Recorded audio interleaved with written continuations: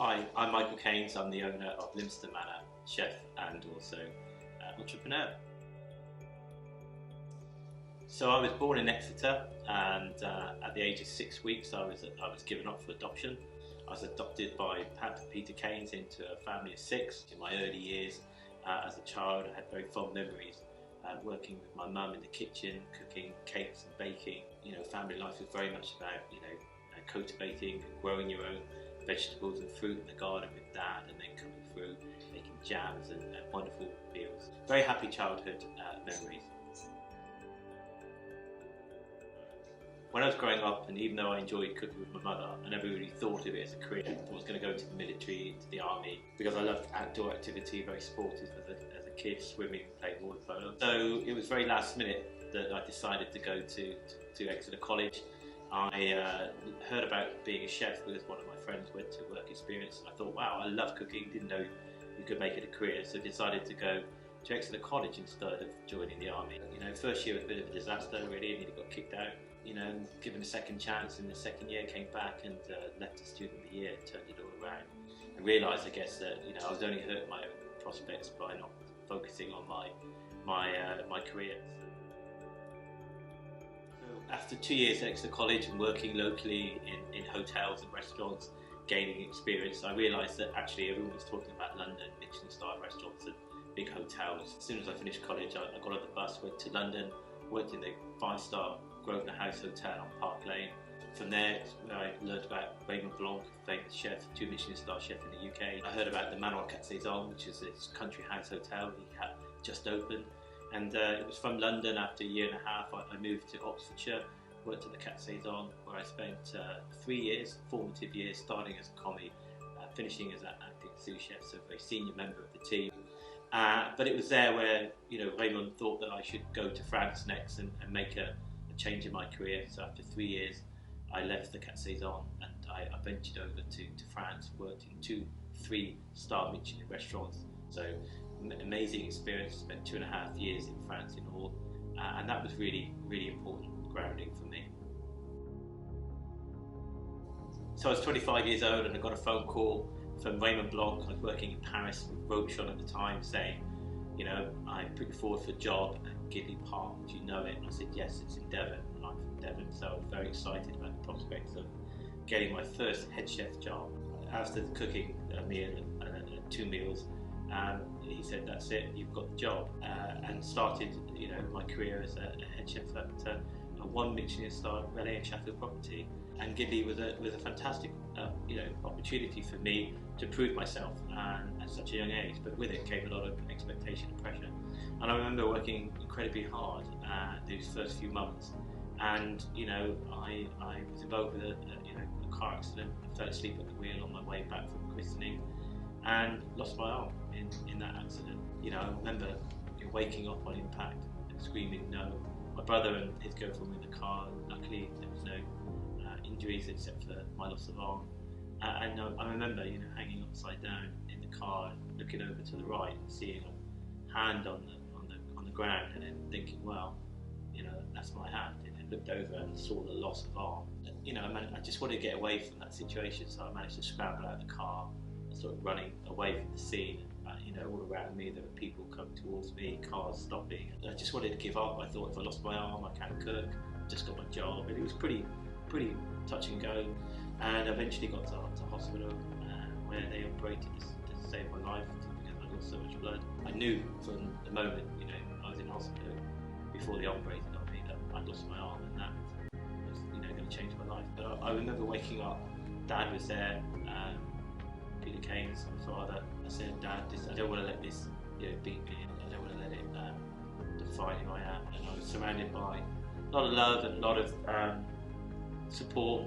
Raymond Blanc offered me my job back, and it felt a little secure. But when I left the hospital, went home, I just remember crying myself to sleep. And when I got home, there was a welcome home, Michael, and I just realised that that obviously my life, as I knew it, had been completely changed. So when I got out of hospital, I spent about 2 weeks at home, and in that time I learned a really important lesson. My father put up an art easel with some blank canvas And I thought, what, why are you doing that? I was right-handed, and I'd lost my right arm, and I thought, well, I can't, I can't paint, I can't do anything. But then I picked up the pencil and the paintbrush and started painting the scene of the view, and that's when I learned that I had everything was still there. I just had to learn to adapt. At that moment, it gave me so much hope for the future, and it changed a very negative outlook into a very positive one. And I've not really looked back ever since. I realised that actually I could do anything if I put my mind to it. So after the car accident, I started this rehabilitation process that took about a year. But in that time, also retained the first Michelin star, and then started to give myself the confidence to look beyond that, to work towards a second star. That was a very important moment, and at that point as well, I started thinking about setting up a restaurant in Exeter, which I then achieved. And in 2000, we opened Michael Caines restaurants at the Royal Clarence Hotel in Exeter. But there was a change of direction, and around about 2014, I realised that was, I wanted more. The Gidley Park was incredibly successful, and I was a lot of the reason why it was successful. And I just thought that it was time to do something for myself. So I had a 2-year resignation, if you like, period, and in that time, I started looking for my own hotel, and I found Cortland's Mansion, which is now Lympston Manor, and opened in 2017. It was a 21-bedroom hotel with aspirations for Michelin star restaurant. We achieved that within a year. In 2018, we planted a vineyard. We've continually looked to develop the business and the property to where it is today. Alongside that, we also bought 2 restaurants in Cornwall, and also worked on developing our new venture in Exmouth, which is Vicky's Beach Bar and restaurant, as well as the Cafe Patisserie Glacerie. Lympston Manor underpins the quality of everything we do. I've worked 10 years with Williams F1, working with Formula 1 team, and going to lots of Grand Prix and developing their hospitality strategy. I think when I reflect back on my career, I also perhaps reflect back on where I'm from. And I'm a descendant of a slave, and also recognise that Cortland's Mansion, or as it was known, was owned by the Baring family, and they made and amassed a huge fortune in the slave trade. And so I think it's quite interesting that you can see that paradox, if you like, of where I'm from and the house's story. It just shows that anything is possible when you have that passion and that drive to achieve. And I say in life that there's no reason, there's just passion. And I believe passionately that people can fulfil their dreams by fulfilling their ambition through hard work and determination. And there's another thing I say, and that is, don't be limited by your own imagination, but be inspired by other people's achievement. I've gone and travelled the world and seen some incredible things, and that's inspired me to go on and achieve, my own ambition. The world teaches you that anything is possible, that people can be inspired, and I think creativity is one of the things, whether or not it be filmmaking, artistry, words, songwriting.